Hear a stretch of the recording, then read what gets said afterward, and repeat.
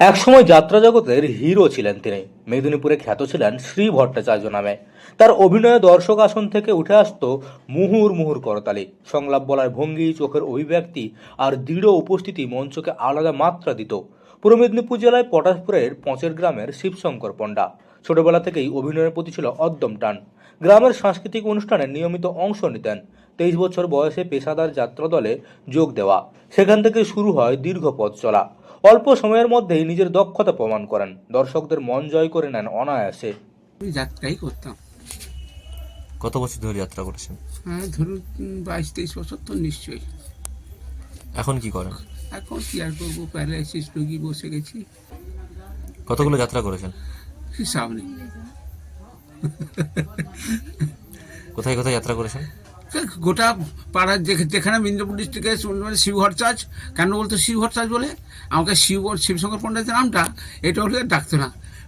সে ভোর চার্চে আসছে, সে শিবহর চার্চ বলে ডাকতো। এইভাবে দেখ, যে এখানে যে কুমার দিয়েছে।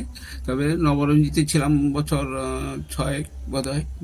যাত্রামঞ্চে তিনি দ্রুতই হয়ে ওঠেন পরিচিত মুখ। নায়কের চরিত্রে তার অভিনয় ছিল নজর কাড়া। সংলাপ উচ্চারণে ছিল জোর আর আবেগ। ট্র্যাজেডি হোক বা সামাজিক পালা, সব চরিত্রেই মানিয়ে নিতেন নিজেকে। সেই সময় যাত্রা জগতে তার নাম ছড়িয়ে পড়ে শ্রী ভট্টাচার্য হিসেবে। পূর্ব মেদিনীপুর, পশ্চিম মেদিনীপুর, দক্ষিণ 24 পরগনা ও ঝাড়গ্রাম জেলায় তার পরিচিতি জনপ্রিয়তা লাভ করে। দক্ষিণবঙ্গের জনপ্রিয় যাত্রা অভিনেতা ছিলেন। প্রায় 200-ও বেশি যাত্রাপালায় অভিনয় করেছেন তিনি। অনেক পালা তার অভিনয়ের ওপর ভর করেই চলত। দর্শকদের টান বাড়ত তার নাম শোনাই। শুধু নিজের সাফল্যেই থেমে থাকেননি শিবশঙ্কর বাবু। এলাকার বহু তরুণ তুর্কিকে তিনি হাতে ধরিয়ে অভিনয় শিখিয়েছেন। সংলাপ বলা, মঞ্চে হাঁটা, অভিব্যক্তি ফুটিয়ে তোলা, সবকিছুই ধৈর্য নিয়ে শেখাতেন। অনেকেই তার কাছে শিক্ষা নিয়ে আজ যাত্রা জগতের প্রতিষ্ঠিত। নতুন প্রজন্মকে এগিয়ে দিতে সবসময় উৎসাহ দিতেন। তার বাড়ি ছিল একসময় শিল্পচর্চার কেন্দ্র। সন্ধ্যা নামলেই চলত মহড়া। কিন্তু সময় কারোর জন্য থেমে থাকে না। বয়সের ভার আজ তাকে নুইয়ে দিয়েছে। আগের মতো আর মঞ্চে ওঠা হয় না। আলো ঝলমলে সেই দিনগুলো এখন স্মৃতি।